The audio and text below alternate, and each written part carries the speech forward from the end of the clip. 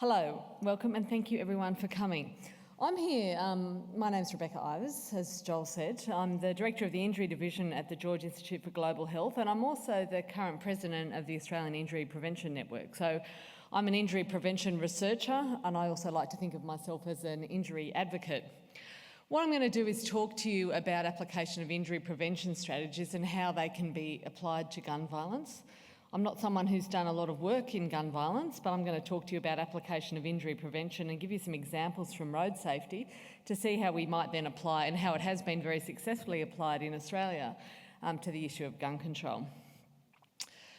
Injuries are 10% of the global burden of disease, but as you saw from Joel's first slide, in fact, they're actually the leading cause of death and disability for people of working age. For young people, they're a major issue. Road traffic injuries, self-harm, falls and interpersonal violence are all very high, they form a high proportion of the global burden of disease. About 5 million people die every year from injury, and nearly 1,000 million people sustain injuries that require treatment, so it's a huge burden. And of course, most of that injury burden is in low and middle income countries, but also high burden in high and middle income countries because it's proportional to other causes of disease. And you can see that it does vary widely across the country in different regions, across the world in different regions. But of course, deaths and hospitalisations are just the top of the injury iceberg. What we do have to remember when it comes to injury, but particularly for gun violence, that those people who don't attend, there are many people who also sustain a burden from violence. And they're people who suffer post-traumatic stress disorder, who are anxious, who suffer psychological distress from the violence that they see around them. And that is largely unmeasured, but it's something that we always need to keep in mind. This slide shows you, this was published in JAMA last year, firearm deaths in the United States, but also comparing it globally. And you can see on that top picture, you can see the darker the colour, the higher the gun deaths. And you can see that they're very high in North America, but also in South America and also parts of Africa where conflict is really high. And we know that firearm deaths vary very much by age. They predominantly affect young men. Men are overrepresented in pretty much all injuries, but certainly the case for firearm injuries. And men from basically the age of about 14 to 49 really sustain most of the deaths globally for firearm injury. And there's also a socio-economic burden. So if you're poor, you're disadvantaged. Inequalities actually lead to a very high proportion of gun violence and gun injury. And of course, for all other injuries and many other health factors, that is the same. So one of the things that we also need to keep in mind is about the role of inequality. 1 of every 2 homicides is committed with a firearm. So this data is now coming from the Global Status Report on Violence Prevention, which WHO brought out in 2014 as an attempt to sort of garner some global statistics on violence prevention. And if you haven't seen it, I suggest you go to the WHO website and have a look. Firearms form a very, very high proportion of global homicides. But again, it varies by country. So you can see up there on the top right that firearms form a very, very high proportion of deaths for people living in South America, lower in other countries. And you can see down here on the bottom that, in fact, it's also a very high proportion of homicides in all regions in high-income countries. So it's not an issue that's just common to low-income countries, as we know from the US experience. And of course, we know guns and suicide, as Phil talked about. We know that greater firearm availability is associated with higher firearm suicide rate. It's not just about inflicted injury and homicide, it also relates to suicide. And there has been some debate. In fact, one of the issues, when you see controversial issues in the US around gun violence, people are very fast to come forward and try and dispute the limited research that is actually published. And critics have argued that some of the associations that have been shown between firearm availability and suicide rates is due to unmeasured confounding, but there has been some work recently that's highlighted that's rather unlikely. But we also know that there's been time series studies that have showed that legislation reducing firearm ownership does actually lower firearm suicide rates, and we don't necessarily see a shift to other types of suicide. We do have a public health crisis in the US, there's no doubt about it. This is showing the mass shootings in America database. Up until 2015, and we know that there's been a dramatic increase. There is no doubt about it that there's a public health crisis. Fatal homicides in the US due to gun violence sit around, I think it's about 6 deaths per 100,000, which is not far off what it is for road traffic crashes. It's a huge proportion of deaths and injury in the US, and there's no doubt that it's time that the public health community mobilises, hampered somewhat by the fact that, as Phil pointed out, the CDC and the NIH is actually prohibited from doing research, spending money on gun control research. So what have we got? What do we learn from other strategies for injury prevention and control? What do we know about it? From what have we done in road safety, where we've so successfully reduced the global burden of death and injury, and we continue to do so? The first question is that we need to address the concept of an accidental injury. And that's one of the things that we've always been challenged with in injury. People always say, well, someone dies from an injury, that it's a terrible accident. Even today, I just tweeted a response to a discussion about a terrible road crash up in northern New South Wales with floods, where a woman and her 2 children skidded off a muddy road into a lake, and the mother and 2 of her 3 children were drowned. And the journalist and the community comments were, what a tragic accident. Tragic, yes. Accident, no. Unintentional, yes. Accident, no. These things are predictable and preventable, and we've got decades of injury research to tell us about how we can predict and how we can prevent such crashes, and we're successfully able to do that. We're still trying to address this issue that there is such a thing as an accident, or, even worse, an act of God. And we know that injuries, whether they be road crashes, bridges falling down, as in this case in India, where a bypass fell down, and that was, of course, due to engineering failures, it's not an act of God. We know injuries aren't accidents. There's distinct patterns and circumstances that characterise their occurrence. They happen to certain risk groups, there's high risk groups, and they're predictable, whether they're to people at times or in common locations. From about the 1950s, researchers began to view injuries from the epidemiological triad of host, agent and environment, and that's where we saw a real shift in our understanding of our injuries and moved into more of a public health approach to injury prevention. The agent of injury is the energy transfer involved in the event. So the principles of injury prevention, we now apply an injury model very similar to the infectious disease model, with the agent of energy. We look at the host, we look at the environment, and we look at the vector, which might be a gun, it might be a car, it might be a fire.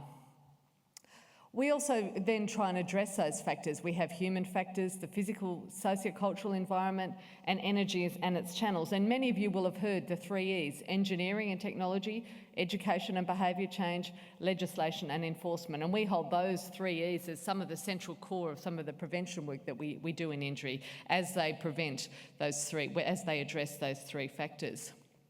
But William Haddon took this one step forward, injury epidemiologist, and he was head of the National Highway Safety Administration in the US. He recognised that standard public health methods and epidemiology could be applied to preventing road injuries.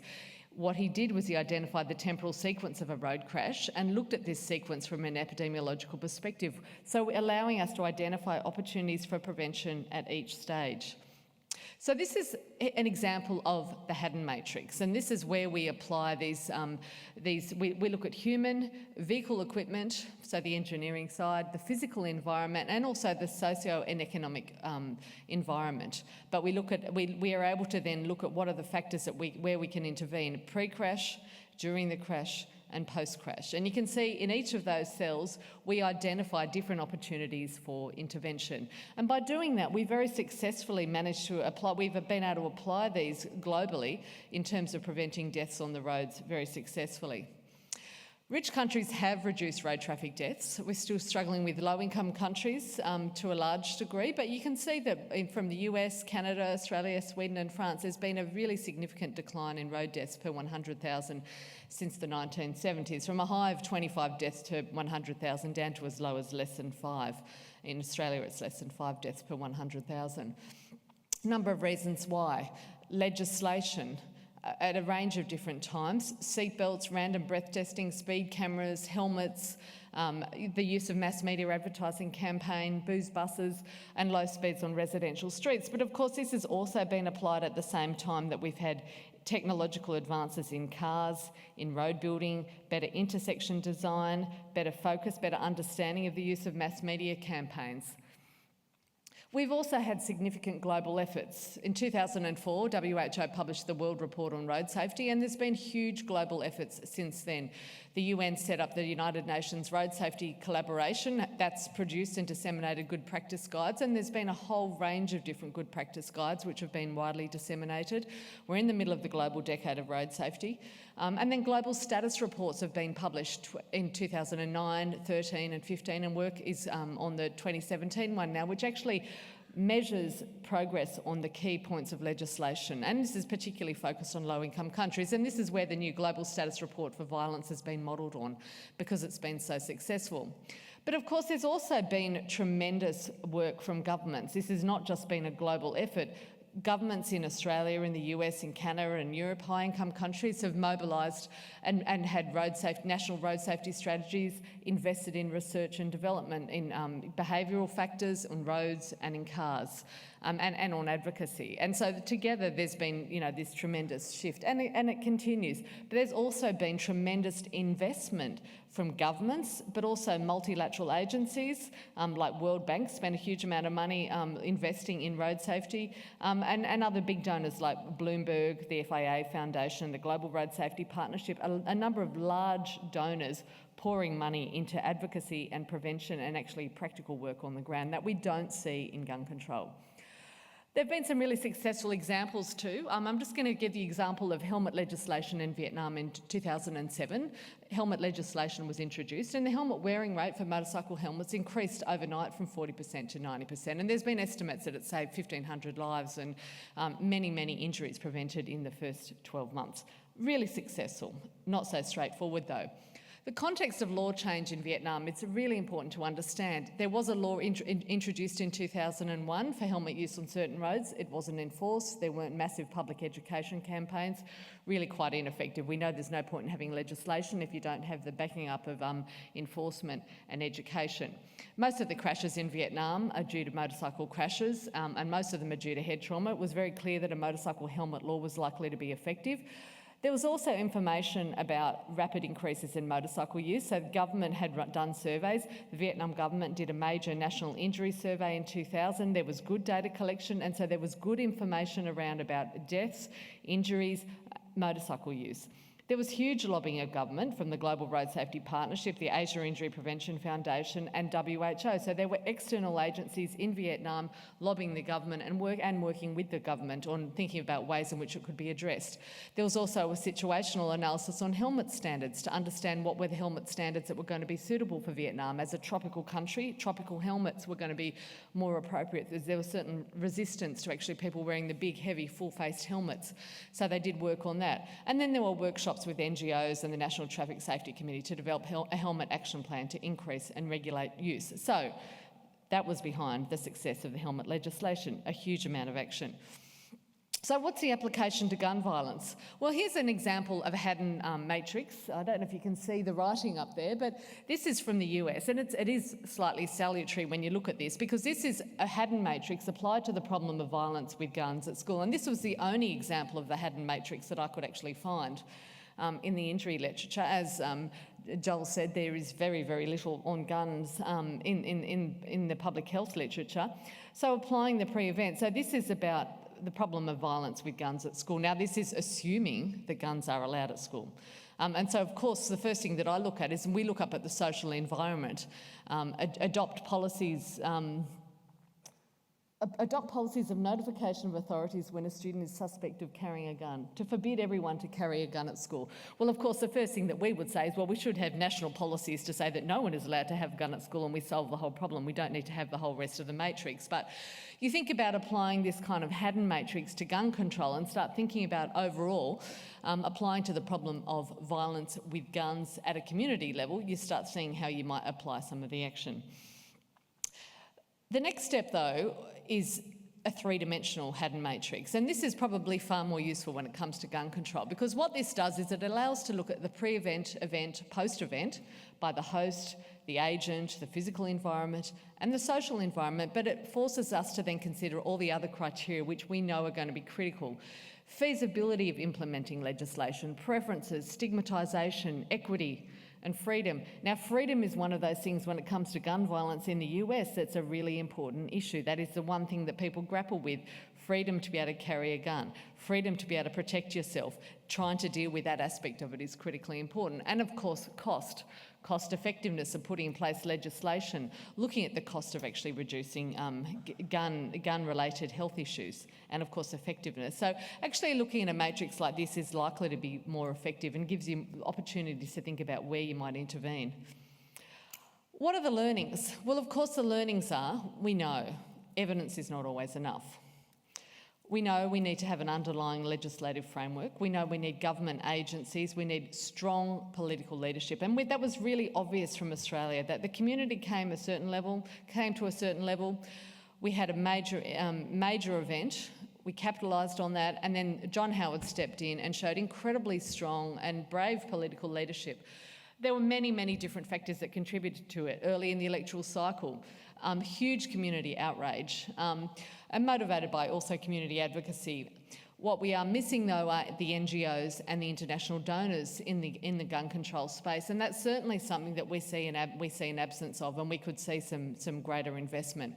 Of course, any work that we do has got to be underpinned by good data, and the Global Status Report on Violence Prevention is going to be really important, and it's great to see the WHO moving forward on that. It is also interesting to note that that Global Status Report has been funded by WHO and UN agencies. There's no private donors for that report, not surprisingly, but that's where we want to see people stepping up and committing funds.